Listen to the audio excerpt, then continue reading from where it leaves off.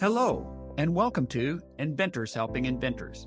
I'm your host, Alan Beckley, inventor of the Wonder Wallet. If you're an inventor searching for proven ways to make money with your invention, if you dream to see your product selling in stores everywhere, you've come to the right place. There's no better place to get help than from experts, inventors who've already achieved success. Every week, I interview successful inventors, asking them the questions you want to know. Tune in to learn from the experts so you can get your invention out of the tank and into the bank. Welcome to episode number 528. Today, I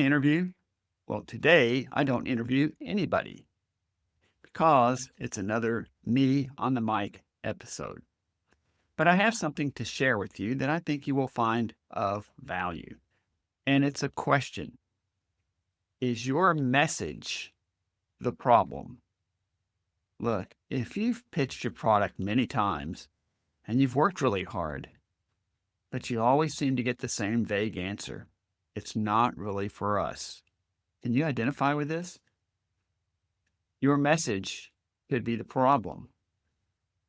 Unfortunately, inventors tend to believe their products are great, and sometimes they are.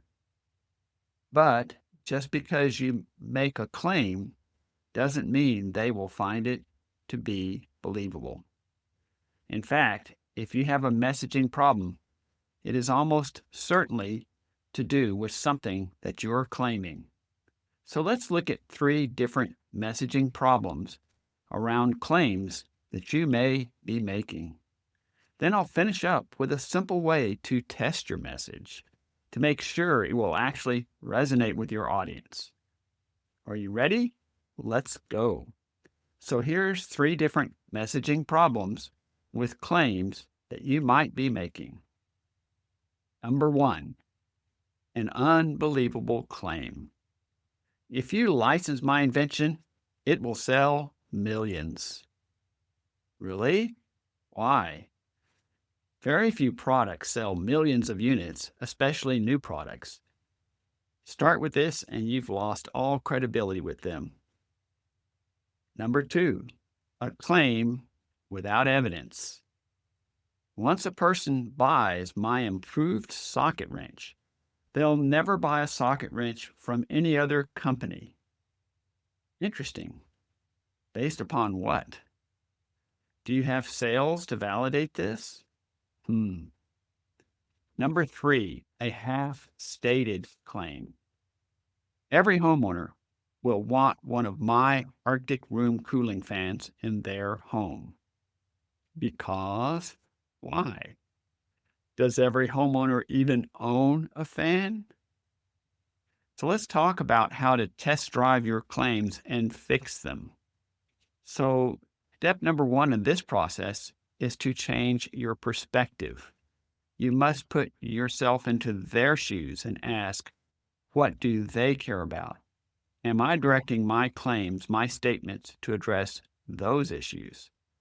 Focus your pitch on what they want, not on what you want. In general, their thought process is the question they have uppermost in mind when you pitch a product to them is, compared to other competitive products, what is unique and different about yours, and why should they care? So, a way to structure this to test drive your claims and fix them is use this format. Compared to other widgets, mine does or has A, B, and C, and this means X, Y, and Z. So, let me give you an example of the way this works. I always love to use the Wonder Wallet. It's such a simple product, and it just fits so many examples. So let's try this out. Compared to other wallets, the Wonder Wallet is half as thick, holds twice as many cards, yet remains thin and flexible because of the unique design. This means that men can carry it comfortably in their back pocket, even for long trips. No more sciatica from sitting on an over-thick wallet. Now, do you see how that fits the compared to other wallets? Mine does A, B, and C, and this means X, Y, and Z. So if you will follow that advice and test drive your claims, I think that you're going to find much better results. So let's again review just from a high level of 3 different messaging problems too many inventors have around their claims. Number 1, an unbelievable claim. If you license my invention, it will sell millions. Number 2, a claim without evidence. Once a person buys my improved socket wrench, they'll never buy a socket wrench from any other company. No evidence. And number 3 is a half-stated claim. Every homeowner will want one of my Arctic room cooling fans in their home, and then you've missed the rest of it because it does A, B, C, D, E, F. Thanks as always for listening, and we'll be talking to you again soon. Thanks so much for tuning in to Inventors Helping Inventors. If you like the show, please tell your friends about it. Make sure to subscribe in iTunes or wherever you get your podcasts so you won't miss a single episode. Talk to you soon.